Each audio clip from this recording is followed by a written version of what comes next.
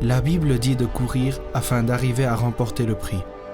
Mais Dieu ne s'attend pas à ce que vous couriez sans énergie. La façon de remplir votre réservoir spirituel vide est d'être fortifié par la louange.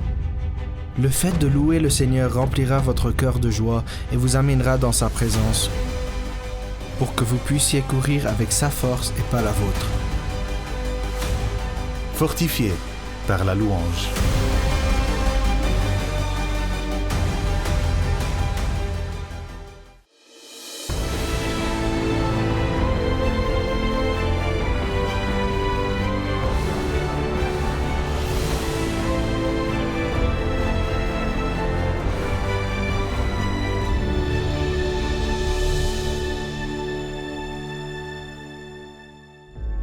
Aujourd'hui, je veux vous montrer comment la vie remplie de louanges peut nous changer et peut nous changer pour de bon. Pourquoi dis-je ceci? Écoutez attentivement. Parce que louer Dieu est la seule chose que nous faisons, vous et moi, qui est en harmonie avec la cour du ciel. La louange est la seule chose que nous faisons qui nous met dans la même position que les anges du ciel. Louer Dieu est la seule chose que nous faisons ici sur terre qui nous rend en harmonie avec ce qui se passe au ciel. Apocalypse 5, 12 nous dit qu'au ciel, ils louent constamment Jésus et disent « Digne est l'agneau qui a été immolé de recevoir puissance, richesse, sagesse, force et honneur, gloire et louange. » Je dirais qu'amen est de rigueur ici. Vous voyez les anges et les croyants qui nous ont précédés, tous les croyants qui nous ont précédés, en ce moment même avec les anges, ils louent Jésus. Et quand vous et moi, nous louons le nom du Seigneur dès que nous nous réveillons le matin, nous sommes littéralement en harmonie avec eux. Écoutez-moi. Lorsque vous et moi, nous mourrons et nous serons enterrés dans le sol, nos louanges ne seront pas enterrées avec nous. Elles continueront à s'élever pour toujours et à jamais au ciel. Nos louanges envers Dieu ne mourront jamais avec nous. Elles ne mourront jamais. Écoutez, je vais être franc avec vous, je le suis toujours. Le fait de développer une vie remplie de louanges nécessite un changement. Il nécessite un changement en nous. C'est essentiel. Et vous et moi, nous savons que le changement n'est pas facile. Je sais cela. La plupart des gens ne veulent pas changer. La plupart des gens ne veulent pas faire d'efforts. Ils ne veulent pas avoir d'ennui. La plupart des gens préfèrent simplement leur zone de confort et leur routine. Eh bien, je vous dirai avant de commencer que le changement n'est pas facile, je le sais. Mais voici la bonne nouvelle.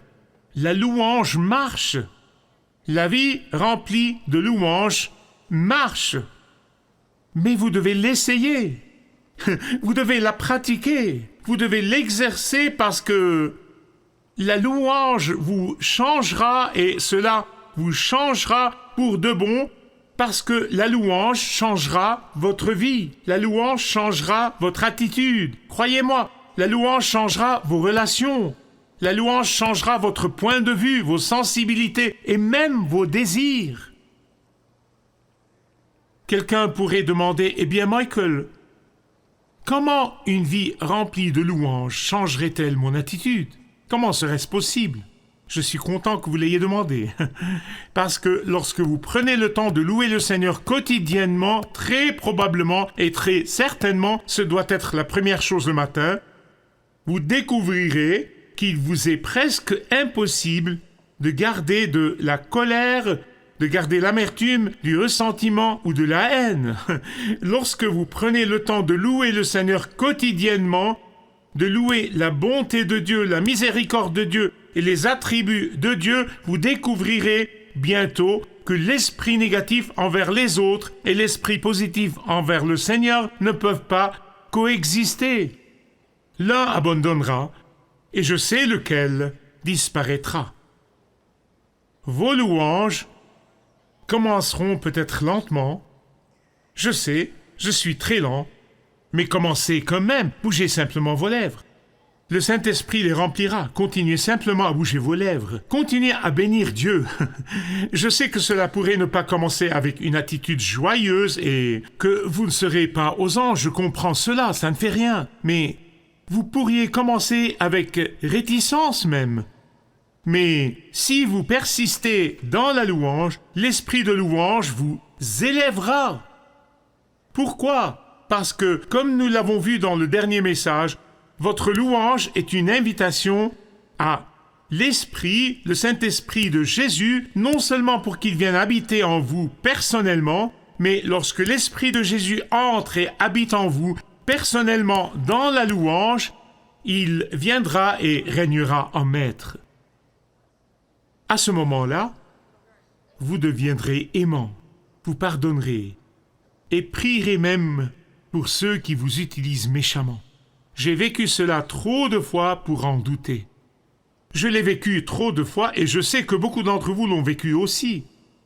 Quand j'ouvre ma bouche pour honorer le Seigneur, pour qui il est, quand je bénis le Seigneur pour les choses glorieuses qu'il a faites, quand je remercie Dieu pour sa grâce et pour sa miséricorde, et pour sa patience envers moi, quand je loue Dieu pour les provisions passées, quand je bénis Dieu pour les guérisons passées, je me trouve relevé de ma situation actuelle. Mais écoutez, vous n'avez pas à me croire sur parole. Je suis un homme imparfait, j'en suis probablement plus conscient que quiconque. Je suis imparfait, je suis une personne imparfaite, mais vous n'avez pas à me croire sur parole et écoutez plutôt la parole de Dieu, d'accord? Je voudrais juste que vous écoutiez la parole de Dieu sur ce point, alors ouvrez avec moi à Ésaïe 61. Si vous n'avez pas votre Bible, si vous avez votre tablette, tapez simplement Ésaïe 61. Quand vous le trouverez, quand vous le lirez, Ésaïe 61, c'est une prophétie au sujet du Messie, le Seigneur Jésus-Christ. C'est une prophétie magnifique parce qu'elle a eu lieu, elle est arrivée, elle a été dite 700 ans avant que le Seigneur Jésus-Christ ne vienne à Bethléem en Judée. En fait, vous n'avez pas besoin d'ouvrir là maintenant, mais notez-le. Luc, chapitre 4. Le Seigneur est allé à son église locale, s'est assis. C'est ce qu'il faisait quand il lisait l'Écriture. Il s'est assis et ils ont apporté le livre. Et qu'a fait le Seigneur? Il a lu Ésaïe 61. L'Esprit du Seigneur de l'Éternel est sur moi, parce que l'Éternel m'a consacré par onction pour annoncer de bonnes nouvelles aux pauvres, pour guérir ceux qui ont le cœur brisé, pour proclamer aux déportés la liberté et aux prisonniers la délivrance, pour proclamer une année de grâce de l'Éternel et un jour de vengeance de notre Dieu. Regardez le verset 3, juste après le verset 3, Ésaïe 61. Pour consoler tous ceux qui sont dans le deuil, pour donner aux habitants de Sion en deuil une belle parure au lieu de la cendre, une huile de joie au lieu du deuil. Maintenant, voici le déclic. Voici le déclic. Vous le lisez avec moi? Voici le déclic. Je veux vous le montrer et vous le démontrer.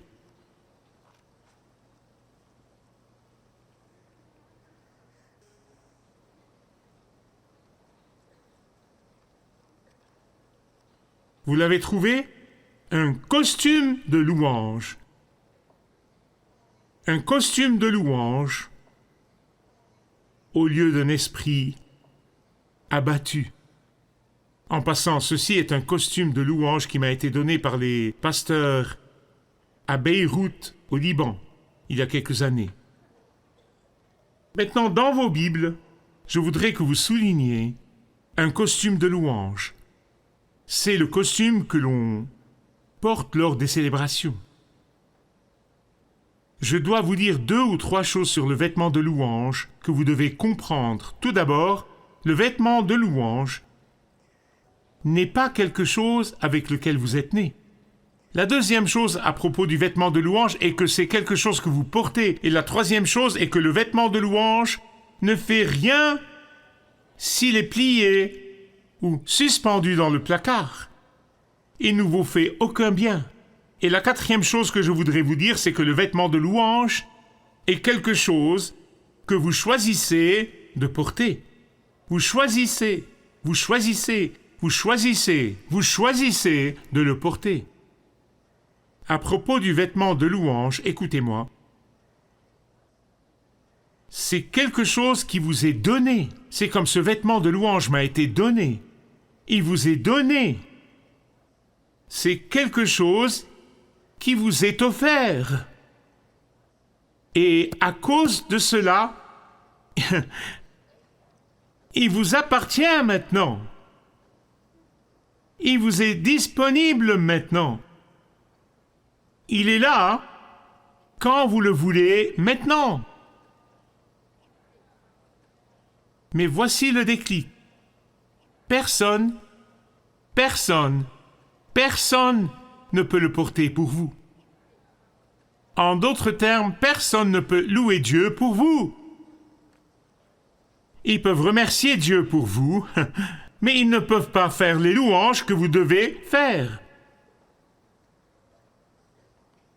Vous devez choisir la vie remplie de louanges. Vous devez décider, écoutez-moi bien s'il vous plaît, c'est important. La vraie louange est le fleuve qui coule de votre cœur, et ce fleuve est alimenté par votre gratitude envers Dieu. Votre gratitude envers Dieu et vos louanges envers Dieu. Voici quelque chose que j'espère que vous ne l'oublierez jamais. N'oubliez jamais ce que je vais vous dire. Du point de vue de Dieu, il nous a donné 1 million de raisons de le louer. Il nous a donné 1 million de raisons de le louer. Et de plus, il nous a donné le désir de le louer.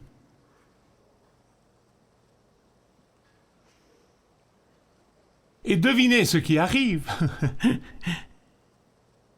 Parce qu'il est béni par vos louanges, il vous bénit à vous aussi. N'est-ce pas un Dieu incroyable que nous avons? N'est-ce pas un Dieu incroyable que nous avons? Mais c'est vous qui devez faire les louanges. C'est vous qui devez vous revêtir du costume de louange. Vous devez le faire et vous devez le faire tous les jours. C'est vous qui devez garder ce vêtement de louange tout le temps. Question. Cela signifie-t-il que vous ne serez jamais tenté d'enlever le vêtement de louange? Bien sûr que non.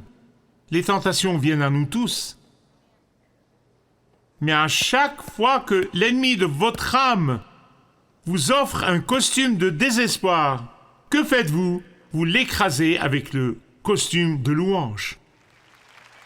Amen.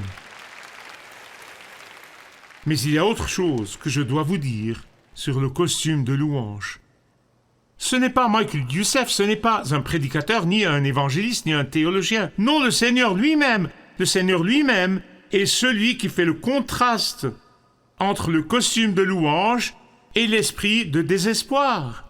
Celui qui nous a créés, celui qui nous a rachetés, celui qui nous a aimés, celui qui est mort sur la croix pour nous, c'est lui qui a fait cette comparaison. Le Seigneur lui-même a fait cela. Et dans l'Ancien Testament, lorsqu'une personne éprouve un désespoir total, cela l'amène à déchirer ses vêtements. Elle déchirait littéralement le tissu en signe de tristesse profonde. Le fait de déchirer le tissu montre que leur cœur se déchire et montre qu'ils ont le cœur brisé. C'est le signe d'être émotionnellement déchiré par la tristesse. Laissez-moi vous donner quelques exemples bibliques du fait de déchirer le tissu comme symbole de la déchirure du cœur. C'est pour cela que Joël a dit « Déchirez vos cœurs par vos vêtements ». Dans Job chapitre 2 verset 12, lorsque les amis de Job ont vu ce qui lui était arrivé, ils n'ont pas pu s'empêcher de déchirer leurs propres vêtements. Dans Esdras 9, 3, quand Esdras a vu l'infidélité du peuple de Dieu, il a déchiré la tunique et le manteau. Question. Quel était le message de Jésus lorsqu'il s'est assis dans son église locale et a ouvert l'écriture à Ésaïe 61 et a dit « Cette parole de l'écriture est accomplie », ce qui signifie « Cette prophétie s'est maintenant accomplie en moi, le Messie. Je suis celui dont Ésaïe 61 parle. » Mais que dit-il vraiment? Pourquoi s'est-il assis là et a-t-il lu Ésaïe chapitre 61 dans Luc chapitre 4? Parce qu'il dit à chacun de nous qu'en lui, le Christ, vous pouvez échanger votre vêtement déchiré de tristesse avec son vêtement de joie. Qu'en lui, le Christ, nous pouvons échanger notre vêtement de désespoir avec son vêtement de louange. Qu'en lui, le Christ, vous pouvez jeter le vêtement de la douleur et vous revêtir de sa guérison et du vêtement de sa puissance et de son pardon. En lui, le Christ, vous pouvez couvrir votre nudité du découragement et du désespoir avec le beau vêtement de la joie. Maintenant, bien-aimés, ce n'est que quand nous glorifions le nom de Jésus que s'évapore le nuage du découragement. Croyez-moi, je ne connais pas d'autre moyen.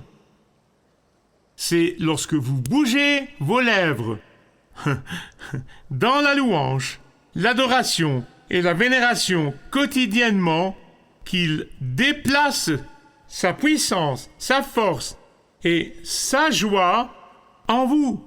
C'est quand vous fixez vos yeux sur Jésus et Jésus seul, la louange de Jésus, qu'il changera vos désirs, qu'il changera vos relations, qu'il changera votre perspective et qu'il changera vos sensibilités. Puis-je avoir un témoin? Eh bien, si cela ne suffit pas, laissez-moi vous donner une autre référence d'Ésaïe 40, en commençant au verset 28. Notez cela. Je vais vous le lire, mais notez-le. « Ne le sais-tu pas? Ne l'as-tu pas appris? C'est le Dieu d'éternité, l'Éternel, qui a créé les extrémités de la terre. Il ne se fatigue pas, il ne s'épuise pas, et son intelligence est impénétrable. Il donne de la force à celui qui est fatigué, et il multiplie les ressources de celui qui est à bout. Même les adolescents se fatiguent et s'épuisent, et les jeunes gens se mettent à trébucher. Mais ceux qui comptent sur l'Éternel, pouvez-vous le dire avec moi, ceux renouvellent leur force. Alléluia. Ils prennent leur envol comme les aigles. Ils courent sans s'épuiser. Ils marchent sans se fatiguer. Je dois vous raconter une histoire vraie avant de conclure.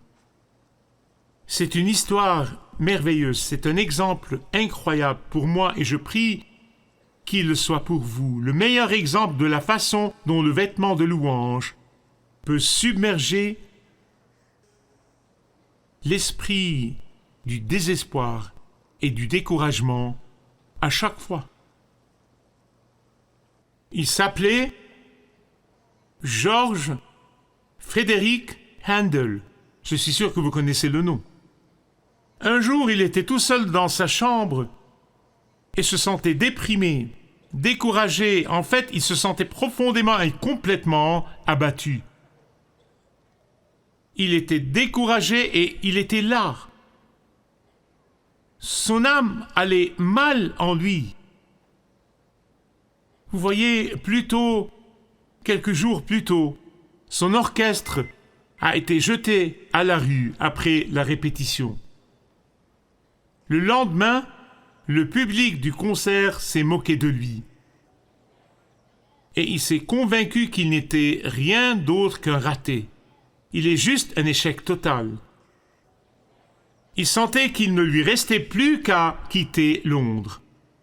Et alors qu'il était au milieu de cette humeur sombre de désespoir, il a eu un coup à la porte qui a interrompu son désespoir. Un ami est venu avec un manuscrit pour un oratorio et il a demandé à Handel d'en écrire la musique. Handel a refusé. Il a dit « c'est fini, c'est fini ». Mais ensuite, il y a jeté un second coup d'œil et il a vu le titre « Messie ». Messie. Et Handel adorait et louait le nom de Jésus. Il aimait la louange de Dieu. Alors il a lu et tout d'un coup, il a littéralement été rétabli parce que l'esprit de louange a commencé à le recouvrir comme une couverture de la tête aux pieds. Et il a immédiatement commencé à travailler 3 semaines de suite, sans interruption. Et il a produit ce que nous appelons aujourd'hui le Messie de Handel. Alléluia, Alléluia, Alléluia, Alléluia, Alléluia. C'est bon les amis, votre travail est sauf.